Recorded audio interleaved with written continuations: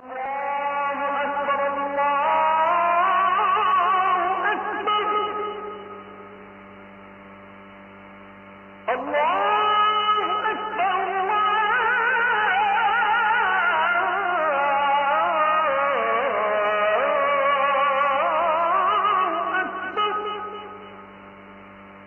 এবং মদিনার ঠিক মাঝখান বরাবর তার বাড়ি। নাম হচ্ছে আব্দুল্লাহ। নবীজির দাওয়াত পেলেন, টকবকে যুবক, সুন্দর চেহারা। নবীর দাওয়াত পেয়ে কালিমা পড়লেন। সুবহানাল্লাহ বলবেন না? অথচ আবু জেহেলের বাড়ি নবীর থেকে কয় মাইল দূরে? হ্যাঁ, সাথী বাড়ি, কিন্তু কালেমা জোটে নাই। কোথাকার সালমান আল ফারসি, পারস্যের মানুষ, কত দূর থেকে সে রাসূলকে চিনে কালেমা পড়লেন, লা ইলাহা ইল্লাল্লাহ। অনেকে কয় হুজুর কপালটা খুব ভালো হতো যদি নবীর যুগে জন্ম হতো, নবীকে দেখতাম, আমার ঈমান আনতাম, কি সুন্দর হতো। এরকম অনেকে গল্প করে না? তখন আমি বলি, তুই যদি আবু জেহেল হইতি। কি কথা বলছিস? তুই যদি আবু জেহেল হইতি তাহলে কি হতো? না, আমার উম্মতে মুহাম্মাদি, আমাদের সম্মান অনেক। বলি আলহামদুলিল্লাহ, জোরে বলি আলহামদুলিল্লাহ। সবচাইতে কোন উম্মতের দাম বেশি? উম্মতে মুহাম্মাদের দামটা সবচাইতে বেশি। এবং উম্মতে ওয়াসাতাল লিতাকুনু শুহাদা আলান নাস। আল্লাহু আকবার বলেন। সম্মানিত ভাইয়েরা, তুই যুবক ইসলাম কবুল করলেন। বাপটা মারা গেছে জন্মের আগেই। চাচার নিয়ন্ত্রণে তিনি মানুষ হয়েছে। চাচার কাছে সংবাদ চলে গেছে আব্দুল্লাহ নাকি দিন থেকে বের হয়ে গেছে, মানে ধর্ম থেকে বের হয়ে গেছে, মানে কি তাদের ধর্ম বাদ দিছে।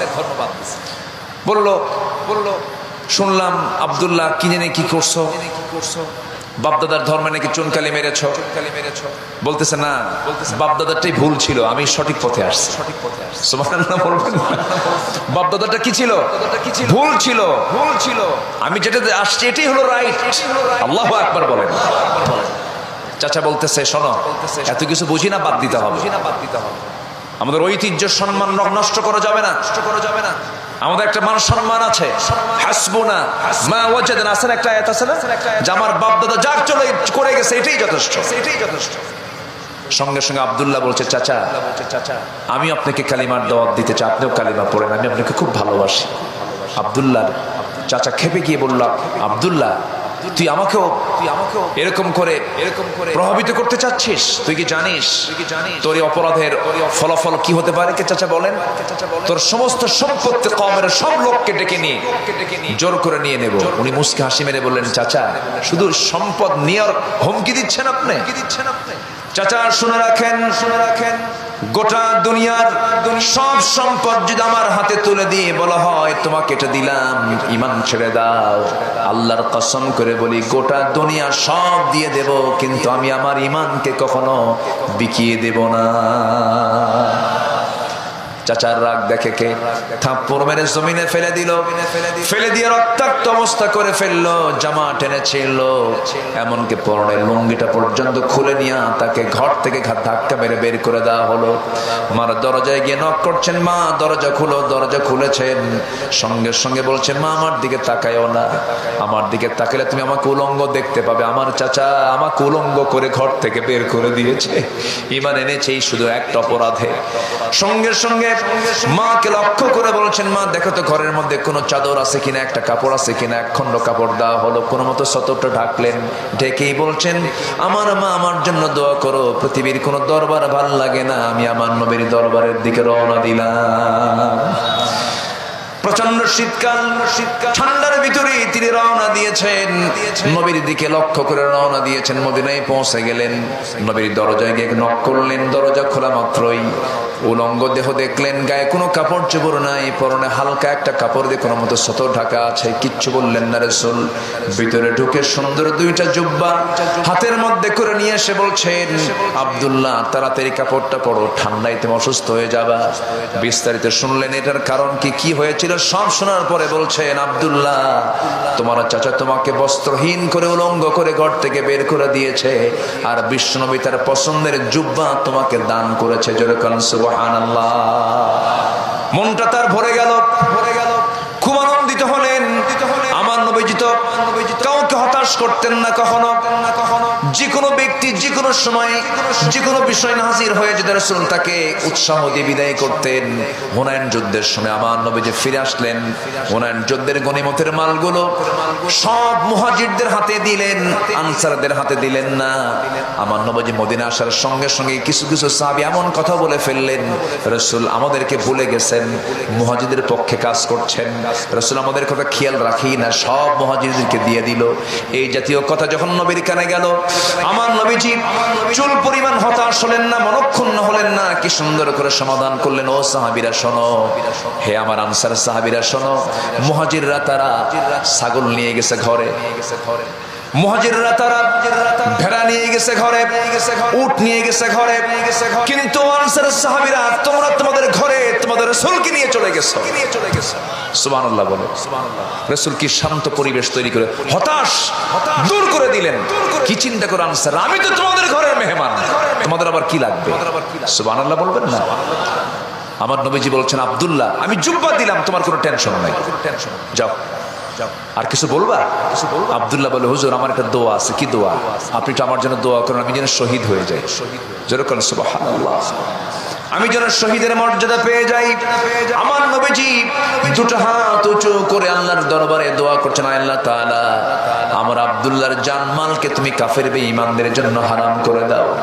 এই কথা শোনার সঙ্গে সঙ্গে সাহাবীর মন খারাপ হয়ে গেল। তিনি বলছেন, ইয়া রাসূলুল্লাহ আপনি এমনটা করে দোয়া করলেন, আমি শহীদ হব কেমনে?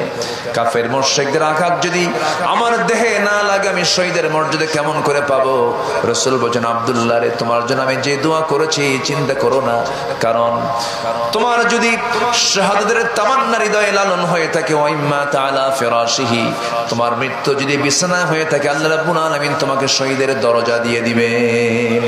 যেরকম সুবহানাল্লাহ। অনেক লম্বা কথা। রাসূল বলছেন, আব্দুল্লাহ কোরআনাতে নাও, আসহাবের সোফার মধ্যে চলে যাও। কোরআন তেলাওয়াত করছেন আব্দুল্লাহ জোরে জোরে। সাহাবীরা বিরক্ত হয়ে নবীর কাছে এসে বলছেন, হুজুর নতুন সাহাবীর আগমন হয়েছে, জোরে জোরে কোরআন পড়ে ডিস্টার্ব হয়। রাসূল বলছেন, কোন সাহাবী বলো? আব্দুল্লাহ তার নাম। রাসূল বলছেন, খবরদার তোমরা আব্দুল্লাহর বিরুদ্ধে রিপোর্ট করতে এসো না, কারণ আব্দুল্লাহ ঈমানটাকে রক্ষা করতে গিয়া দুনিয়া বিক্রি করে দিয়েছে। আমার নবীজি খুব তাকে স্পেশাল কেয়ার করতেন, খুব পছন্দ করতেন আব্দুল্লাহ জুল বাজদাইনকে। আমার রাসূল কোন এক অভিযানে মদিনা থেকে বের হলেন, সাহাবায়ে কেরামকে নিয়ে কোন একটা যুদ্ধে বের হলেন। আমার রাসূল বলছেন, সাহাবীরা আমার আব্দুল্লাহকে আমার হাতে দিয়ে দাও। তাকে সঙ্গে করে নিয়ে রওনা করলেন। অভিযান শেষ হয়ে গেল। মদিনার পথে ফেরার পথে আমার নবীজি হঠাৎ করে শুনতে পেলেন, হুজুর আপনার কলিজার টুকরা প্রাণ প্রিয় সাহাবী আব্দুল্লাহ অসুস্থ। রাসূল তার জন্য দোয়া করে দিলেন। বলেন, সাহাবীরা খুব ভালো করে সেবা করো, নার্সিং করো। 3 দিন পরে সংবাদ আসলো, হুজুর যথেষ্ট চেষ্টা করলাম, আব্দুল্লাহর বাসরণ, আব্দুল্লাহ মারা গেছে। আমার নবীজির চক্ষুটা অশ্রুপূর্ণ হলো। রাসূল কাঁদলেন। সবচেয়ে বেশি কেঁদেছেন মুহাম্মদ সাল্লাল্লাহু। আমার নবীর চোখের পানি ছিল সবচেয়ে কম না সবচেয়ে বেশি? সবচেয়ে বেশি চোখের পানি ছিল। রাসূল যখন সিজদায় চলে যেতেন, জায়নামাজ ভিজে যেত। আমার নবীজি সবচাইতে বেশি বেশি আমার তার উম্মতের জন্য কেঁদেছেন।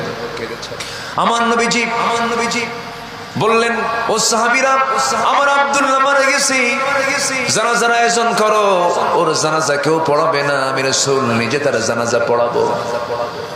জানাজা শুরু হয়ে গেল। রাসূল জানাজা পড়ালেন।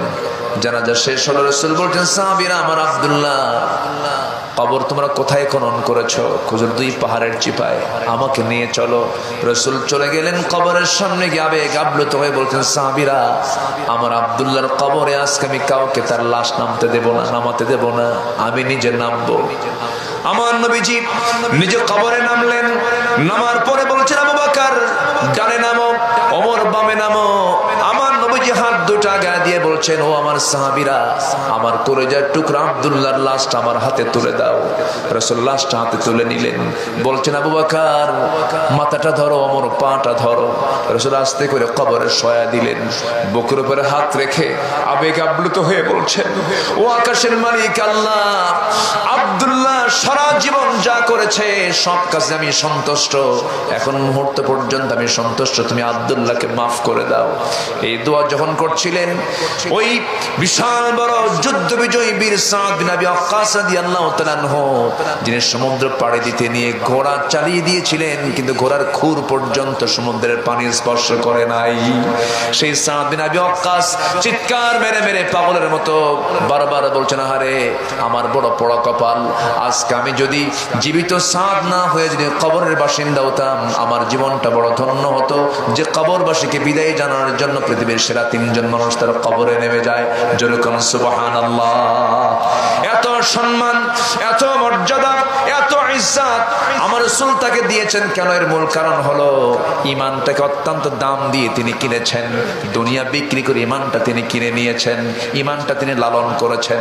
এই জন্য জান্নাত প্রাপ্তির জন্য 1 নম্বর যে করণীয়, 1 নম্বর যে কাজ, নেক আমল সহ আমরা ঈমান আনবো। রাজি আছেন তো? সবাইকে রাজি আছেন? জোরে বলি ইনশাআল্লাহ। আরো জোরে বলি ইনশাআল্লাহ। নাম্বার 2 হলো তাকওয়া অবলম্বন করা। কি অবলম্বন করা বলেন? তাকওয়া অবলম্বন করা। তাকওয়াটা কি? তাকওয়া মানে হলো বেঁচে থাকা, হারাম কাজ থেকে নিজেকে গুটিয়ে রাখা। আল্লাহ রাব্বুল আলামিন তাকওয়ার ব্যাপারে বহু কথা বলেছেন। কোরআনের প্রথম মেসেজ, প্রথম আল্লাহ পাক বক্তব্য শুরু করেছেন তাকওয়া দিয়া, হুদাল লিল মুত্তাকিন আল্লাযীনা ইউমিনুনা বিল গায়ব ওয়া ইউকিমুনাস সালাহ ওয়া মিম্মা রাযাকনাহুম ইউনফিকুন। আল্লাহ পাক মুত্তাকিদের গুণগুলো প্রথমে শুরু করেছেন। প্রথম ওয়াজ আল্লাহ পাক মুত্তাকিদের করেছেন। প্রথম ওয়াজ কি বলেন? মুত্তাকিদের না করেছেন। আল্লাহ রাব্বুল আলামিন মুত্তাকি যারা তাদেরকে জান্নাত দিতে চেয়েছেন, ওয়াদা করেছেন, ইন্নাল মুত্তাকিনা ফি জান্নাতিন জান্নাতিন নাঈম ফাকিহিনা বিমা আতাহুম রাব্বুহুম ওয়া ওয়াকাহুম রাব্বুহুম আযাবাল জাহিম। জোরে বলুন আল্লাহু আকবার। আমার বন্ধুগণ, সেজন্য মুত্তাকি আমরা হব। জোরে বলি ইনশাআল্লাহ। আরো জোরে বলি ইনশাআল্লাহ। মুত্তাকিটা কি একটা এক্সাম্পল দিলে খুব সহজ হবে। একজন খলিফা ছিলেন, তার নাম হলো ওমর বিন খাত্তাব। কয় নম্বর খলিফা বলেন তো? কয় নম্বর খলিফা? 2 নম্বর খলিফা। ওমর ফারুকের নাম শুনছেন তো সবাই? বহুদিন আগে এক মাহফিলে বললাম, ওমর ফারুককে চিনেন কে? সামনে থেকে এক ছোট্ট ছেলে দাঁড়ায় বলে, হুজুর আমি ওমর ফারুককে চিনি। কে? আমাদের বাড়ির দোতলায় ভাড়া থাকে। এই ওমর কিন্তু সেই ওমর না, এটা হচ্ছেন সেই ওমর যে ওমরের ব্যাপারে ভারতের শ্রী মহাত্মা গান্ধী পর্যন্ত বলতে বাধ্য হয়েছেন যে এই শতাব্দীতে অশান্ত পৃথিবীকে শান্ত করার জন্য মুসলমানদের ওমরের মতো একটা শাসক দরকার। ওমরের শাসন নিয়ে এখনো গবেষণা হয়। একজন সফল রাষ্ট্রনায়ক ছিলেন ওমর ফারুক রাদিয়াল্লাহু তাআলা আনহু। সাম্যতার মূর্ত প্রতীক তিনি ছিলেন। সম্মানিত বন্ধুগণ, উনি একদিন রাষ্ট্রের পক্ষ থেকে 1 বোতল মধু পেয়েছেন। কি পেয়েছেন বলুন তো? মধু পেয়েছেন। মধুগুলো নিয়ে বাড়িতে আসলেন। 5টা ভাগ করতে হবে, 4 প্রতিবেশী এবং ওনার একটা ভাগ। মোট কয়টা ভাগ? 5টা ভাগ। তো মধুগুলো নিয়ে এসে বউকে বললেন, আমার স্ত্রী মধুটা ভাগ করো। 5টা ভাগ করে আমরা একটা ভাগ নেব, আর বাকি 4 ভাগ প্রতিবেশীকে দেব। মধুর বোতল দেওয়ার একটু পরে বলছেন, আমি তোমাকে ভাগ করতে দেব না, বোতলটা আমার হাতে ফেরত দিয়ে দাও। আমি তোমাকে দেব না, অন্য কেউ ভাগ করবে। আচ্ছা বলেন তো, এরকম আচরণ যদি আমাদের বউয়ের সঙ্গে আমরা করি, কি হতে পারে? আপনাদের ভাবসাব দেখে মনে হচ্ছে সবার বউ মনে রাবেয়া বসলো। হবে কিছু, হবে কিছু, হবে কি অ্যাকশন, হবে কিছু, বহুত কিছু হয়ে যাবে। 39 বছরের সংসার, আজ পর্যন্ত তুমি আমাকে বিশ্বাস করতে পারলা, কত কি হবে। কিন্তু উনি তো ওমর ফারুকের স্ত্রী, উনি চুপচাপ, একটু মন তো খারাপ হবেই। বোতলটা দিয়ে দিলেন, হ্যান্ড ওভার করলেন, ব্যাক করলেন। উনি মধুটা নিয়ে এক প্রতিবেশীর ঘরে চলে গেলেন। প্রতিবেশীর ঘরে গিয়া ওই প্রতিবেশীকে ডাক দিয়ে বলছেন, প্রতিবেশী শোনো, এই যে মধুর বোতল তোমাকে দিলাম, সমান 5টা ভাগ করবে। একটা ভাগ আমাকে দেবে, বাকি 4 ভাগ তোমরা 4 জন নিয়ে নিবা। ওনার অংশের মধুগুলো নিয়ে বাড়িতে এসে গিন্নিকে ডাক দিয়ে বলছে, গিন্নি আমার, আমি তোমাকে দারুণ ভালোবাসি, আমি তোমাকে মোহাব্বত করি, ট্রাস্ট করি, কোনো সন্দেহ নাই। আমার সন্তানগুলো তুমি লালন পালন করো, আমি রাষ্ট্র দেখি, তুমি পরিবার দেখো, সন্তানগুলো দেখো, তোমার বিশাল অবদান আমার পরিবারে আছে। আমি তোমাকে সন্দেহ করে মধুর বোতলটা আমি তোমার হাত থেকে নেই নাই, কিন্তু নিয়েছি কেন? তুমি যখন মধু ভাগ করতে যাবে সমান ভাগে ভাগ হবে, কিন্তু মধু তো তরল জিনিস, মধু ভাগ করতে নিয়া ওই তরল জিনিস হাত দিয়ে যখন ভাগ করতে যাবে, কিছু অংশ হাতে 1 ফোঁটা হোক, 2 ফোঁটা হোক, 3 ফোঁটা হোক, মধু তোমার হাতে লেগে যাবে। এই 2 ফোঁটা 3 ফোঁটা মধু, এই অংশটুকু আমাদের ভাগে বেশি আসুক এটা চাই নাই মনে করে মধুভোগের দায়িত্ব আমি অন্যের কাঁধে চাপায়া দিয়েছি। এটার নাম তাকওয়া। এটার নাম কি বলেন? তাকওয়া। ওমরে ফারুক বসে আছেন, রাষ্ট্রের কিছু খেজুর এসেছে কার্টুন ভরা, সেই কার্টুন ভরা খেজুরের মধ্যে ওমরে ফারুকের ছোট্ট ছেলে, ছোট্ট বাচ্চা, নাবালক সন্তান হাত দিয়ে খেজুর একটা তুলে নিয়ে মুখের মধ্যে তুলে নিয়েছেন। ওমরে ফারুক করলেন কি, ছেলেকে, সন্তানকে জোর করে টেনে নিয়ে মুখের মধ্যে নখ ঢুকায়া সেই খেজুরটা বের করে দিয়ে বলছে, মার সন্তান, মার কোলে যা, মা সন্তান মার কোলে যা। সন্তানকে পাঠায়া দিয়েছে, মার কাছে গিয়ে কান্নাকাটি করে বলছে, আব্বা আমার সঙ্গে এমনটা করলো। কিছুক্ষণ পর খলিফা নিজে ঢুকলেন, স্ত্রী বলছেন, স্বামী আমার, আমরা তো খেজুরের অংশ পাবোই, ভাগের একটা অংশ আমরা পাবো, সেখান থেকে নয় 1-2টা খেজুর কম নিতাম। সন্তানের মুখ থেকে খেজুর তুলে নেওয়ার কি দরকার ছিল, বের করে নেওয়ার কি দরকার ছিল? ওমরে ফারুক বলছেন, স্ত্রী আমার, মন খারাপ করবে না, মন খারাপ করবে না, আমার তো সন্তানের প্রতি দরদ আছে, কিন্তু যে খেজুরটা সে মুখে নিয়েছিল ওই খেজুর যে আমার ভাগে আসবে তার গ্যারান্টি কি? সুবহানাল্লাহ বলা যাবে না ভাই? এটার নাম তাকওয়া। এটার নাম কি বলেন? তাকওয়া। ওমর ফারুক রাদিয়াল্লাহু তাআলা আনহু রাতের বেলা জনগণকে দেখতে গেছেন। হঠাৎ করে রাতের আধারে নীরব পরিবেশে ছোট্ট একটা কুড়ে ঘর থেকে 2টা মহিলার গুনগুন করে মুকালামা, কনভারসেশন আসতেছিল, কথোপকথন হচ্ছিল, মা মেয়ের সঙ্গে গল্প চলছিল। মা বলছে, মেয়ে আমার, দিনের বেলা যে দুধ পেয়েছি সেই দুধ এত কম হয়েছে, দুধ বিক্রি করে বাজার হবে না, পানি মিক্স করো, পানিটা এখানে দিয়ে দাও। এবার মেয়ে বলছে, মা এটা আমার দ্বারা সম্ভব না, কারণ ওমরের শাসন মারাত্মক ভয়ঙ্কর শাসন, কোন ক্রমে জানতে পারলে বিশাল বড় শাস্তি হয়ে যাবে, এটা আমার দ্বারা সম্ভব না। এবার মা বলছে, ওমরের প্রশাসন তো এই জায়গায় কেউ দেখবে না, অন্ধকারে পানি দিবা। এবার মেয়ে বলছে, মা ওমরের প্রশাসন নয় না দেখলো, কিন্তু আমার আল্লাহ তাআলা এই তো অবকর্ম দেখতে পাবেন, আমার দ্বারা সম্ভব হবে না। এই কথাগুলো যখন সাইয়েদনা ওমর ফারুকের কানে চলে গেছে, শোনার সঙ্গে সঙ্গে তিনি করলেন কি, আর দেরি করলেন না, চোখে পানি চলে এলো, আর আল্লাহর শুকর আদায় করে বলছেন, আহারে আমার জনগণগুলো এত পরহেজগার, দোয়া করলেন। বাড়িতে গেলেন, বউকে ডাক দিয়ে বলছেন, বউ আমার, আমি আজকে বহুদিন যাবত আমার ছেলেকে বিয়ে করাবো, আমার ছেলে কি নতুন সুন্দর একটা পরিবার দেখে, মেয়ে দেখে আমার ছেলেকে বিয়ে করাবো, কিন্তু ভালো বউমা পাচ্ছিলাম না, ভালো মেয়ে পাচ্ছিলাম না। আজকে আল্লাহ পাক আমার কপাল খুলে দিয়েছে, একটা ভালো মেয়ে পেয়েছি। কোন মেয়ে? অমুক এলাকায় তার বাড়ি, দুধ বেচে খায়। কি বেচে খায়? দুধ বেচে যারা খায় তাদেরকে কি বলে এলাকায়? ভাই কি বলে এলাকায়? এটা গোয়াল বলে। আচ্ছা, গোয়াল যারা দুধ বেচে খায় তারা কি খুব মানে